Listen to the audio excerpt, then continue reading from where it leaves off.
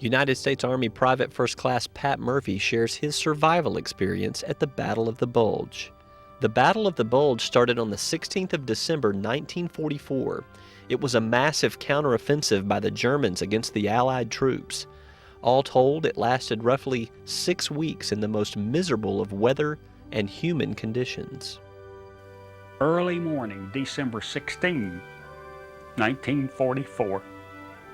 Here came 250,000 Germans with Tiger and Panther tanks, 88mm guns, artillery, better than anything we had. Tanks were better than anything we had, and we're hanging on by our fingernails. We're the 78th Infantry was the last division on the north shoulder. We stuck out like that into the line. Germans, Germans, Germans. We had one road out from Kesternick back to Lammersdorf and Rotkin. The Battle of the Bulge was the biggest battle ever fought by the U.S. Army anywhere, anytime. It finally got to be about 500,000 troops, Allies, and 500,000 Germans. We each lost about 800 tanks. I don't know how many aircraft, but 19,000 Americans died in the Battle of the Bulge. 42,000 were wounded, and another 22,000 were captured or missing. Missing meant if you didn't show them a couple of days, they couldn't find enough pieces to identify. It's bigger than D-Day, Pearl Harbor combined, both sides at Gettysburg. Both sides at Gettysburg. It's 6 weeks of battle in the worst winter in Germany in 40 years. And you think about this. My division, 78th Infantry, lost 87%.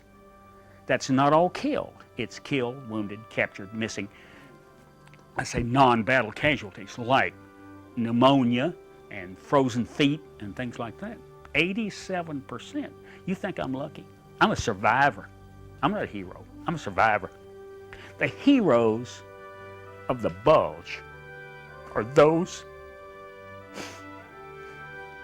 in Henri Chapelle Cemetery in Belgium, in Margraten in Holland, in Luxembourg City, and a few at Colleyville-sur-Mer. That's the cemetery just above Omaha Beach. That's the one in Saving Private Ryan. That's the cemetery. But you go to Henri Chapelle Cemetery today, it's 8,000 graves. 800 of those graves are guys from the 78th Infantry. The experience of war is foreign to many Americans today, but for Private Pat Murphy, the feelings of yesteryear are too easy to recall. It's total terror. You don't know.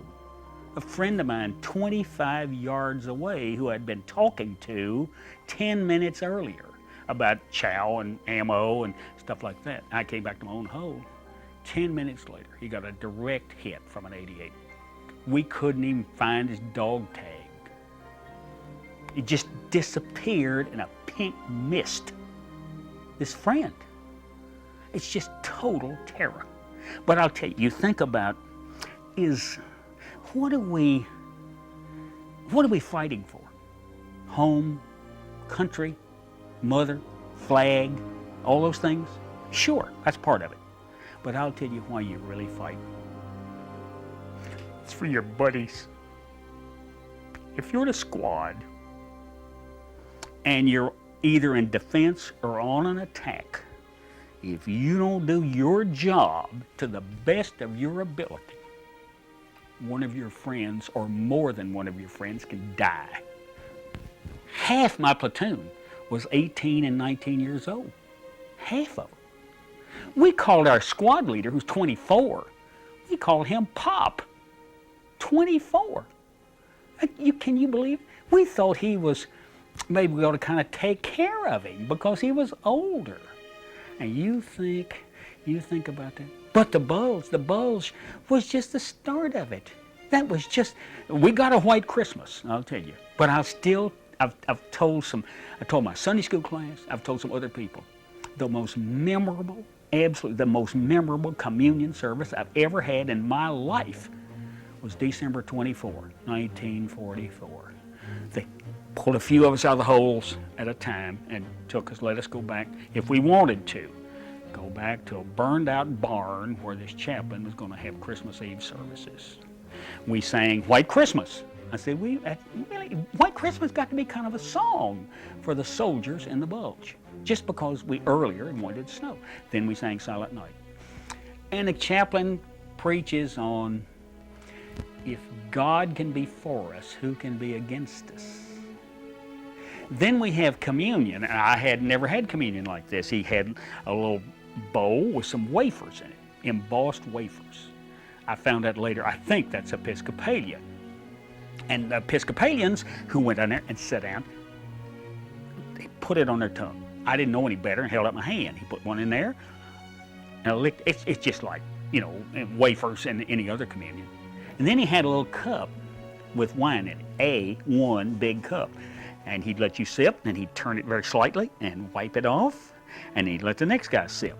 And he got through, and you know what? He got to drink the rest of it. I'm kidding. I mean, he did get to drink the rest of it.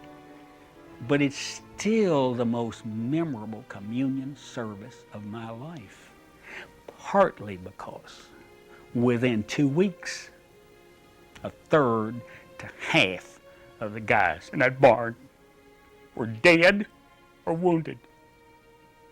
So it's always, now, I can go take communion in my own church. And I think about that still, 56 years later, I still think about it. After the initial onslaught, Pat Murphy and the 78th began to push the Germans back. Now we're facing the Siegfried Line. The Siegfried Line is all the concrete forts, the Dragon's Teeth, the fortified bunkers, the interlocking machine gun fire. Now we're facing that. We finally get through the Siegfried Line at great losses. We wind up, now we're at the Roer River. The Roer River has 3 or 4 big dams on it. If the Germans blew those dams, they'd flood the whole valley and stop us for weeks. So we had to take the big dams. One of those in my division's path was the Schwammeneuel Dam. We put artillery fire down on it, we put machine gun fire down on it, but some combat engineers from the 78th Division ran through a tunnel in that dam, a tunnel, not on top of it, jerking explosives off the wires that the Germans were going to use to blow it. You think about courage? You think about courage? And they made it. They made it. So we start north, heading out. And we run across a cave full of slave laborers. They'd been making jet aircraft parts, believe it or not. So we're starting to go up there and see what's going on, and we find all these bodies, men, women, and little kids, all dead. And the bodies are still warm. And I said, they shot them all. The German guard shot them all. And I said, what if we'd gotten here 2 hours ago? And these guys in the squad punched, come on, Murph. They'd have shot them 2 hours earlier. That's all. They weren't going to let any of those guys fall into our hands. Guys making jet aircraft parts. No way. But it still hurt me. It wasn't Dachau. It wasn't Auschwitz. But it was heartrending, because these were unarmed people. Unarmed people. And they just shot them. The closest I ever got to a German who didn't like me, who had a weapon, was probably 10 or 15 yards. And it's pretty close. It's one first down, is what it amounts to. That's pretty close. I guess the thing that hits you is it's him or us. I don't think it has anything to do with I'm fighting a war for democracy. It's you're in a situation where that guy's going to kill me if I don't kill him. To this day, when I go into a small town, the first thing I look at is the steeple in a church, because in Germany, most of the steeples in the churches were the highest point in the town, and that's where the snipers were. We always sprayed the steeples with machine guns and cannons and tanks. But if you're asking me what does it feel like to shoot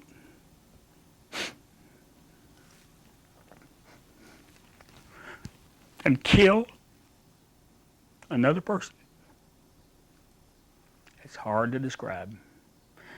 It's survival, first of all. I don't think there's a whole lot of it is personal. And I think when it's over, you regret it. But you don't regret it when you pull the trigger. No. It's him or me.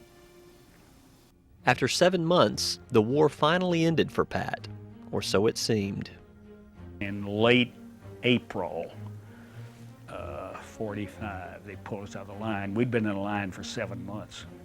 And they pulled us out of the line and sent us to a little town to be occupying troops. And on May the 8th, they declared an armistice. And our platoon sergeant said, okay, you guys, you can do anything you want to do for 2 weeks. If you find any schnapps, fine. If wine, fine. Stay away from the German women. You know, that's verboten. That's taboo. You don't do that. And so we did. And we said, wait a minute, you said 2 weeks. What's going to happen in 2 weeks? And he said, in 2 weeks, we're going to go back to infantry training. And we said, what for? And he said, because in 2 weeks, we're going to take infantry training in Germany. Then we're going to go to the coast in France. We're going to go to the U.S. We're going to get on troop trains, and we're going to San Francisco, and we're going to make the invasion of Japan. You ask me today, should they have dropped a bomb or two on Hiroshima and Nagasaki? I said, nah. They should have dropped 10. Because otherwise, I would have been in the invasion of Japan, where the conservative estimate was 500,000 casualties. I thought one war was enough. Why me? Why did I survive? Lucky, first of all. You know, lucky mainly, more than anything else. Had nothing to do with skill. Lucky. Well, sure I did. Yeah.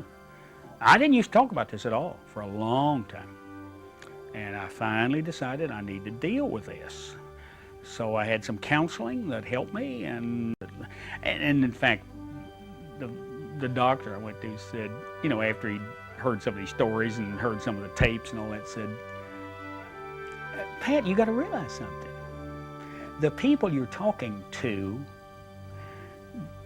don't understand what you're talking about because they have absolutely no conception of what it was like. They can't imagine the situation, you know, of a combat situation where somebody's trying to kill you and you're trying to kill them. They don't, it doesn't happen in America. You know, well, I'm sure we got violence, I don't mean that, but people in, you know, armies trying to shoot each other, they can't understand what you're saying. So you tell them, well, it's like Private Ryan, or it's like Battleground. You know, you got to understand, they don't comprehend what the situation was. What it's like to be in a hole all night. And in those days, sunset came at like 4:30, and sunrise didn't come up till 8 or 8:30. And you're in this hole, and you can't light a fire, and there's no television, and there's no computer, and there's no telephone, and there's nothing. And especially if you're hungry, you know, and there's nothing from 4:30 till 8 the next morning. And you say, you know, how long do I have to do this? You know, how long is this going to go on? And the answer is, it's every night. It's every night till the war is over. You try to adjust to what's coming, what you think's coming. I read an Ernie Powell column one time. He didn't cover the Bulge, but a good friend of his, a man named David Duncan, did. And David Duncan said he approached a guy after the Bulge was over, or during the Bulge, and said, and Duncan later said it was a stupid question. He asked this one dogfoot, like me, What if I were God and could give you a wish? What would it be? And Duncan says this, and then he thought, what a stupid thing to ask somebody, a guy who's been in combat. What a stupid thing to ask. And this guy looks up at these leaden skies, still spitting snow, ice, rain, strong wind, and said, just give me tomorrow. Just give me tomorrow. I think that's the way you looked at it. Just give me tomorrow. Don't tell me the war is going to be over by Christmas. Don't tell me it's going to be over in 3 weeks. Don't tell me the Germans going to fold. Don't tell me the Siegfried Line is going to be easy. Don't tell me there's going to be a bridge across the Rhine like we thought we were going to cross it in assault boats. Don't tell me there's going to be a bridge left that we can cross over. Just give me tomorrow. Several tomorrows later, Pat Murphy's wish to return to the United States was granted, but not without peril. Finally, I get to go home, and they take us on the Berlin Express, take us to the coast in France, get on the ship. We'd heard all these stories about Liberty ships and Victory ships, some of them made out of concrete. Can you believe this? You know, and some of them break apart, and I don't know where that happened, but you heard stories about it. We go into New York Harbor. Finally, get to New York Harbor. And we pass the Statue of Liberty, and this buddy of mine from Dumont, New Jersey, is on the deck with me. And we had troubles in Berlin. The crazy Russians carried their Tommy guns around. They'd shoot at anybody, and the German dissidents kept shooting at you and, trying to disrupt it. So you weren't completely safe yet. And the ship, may sink.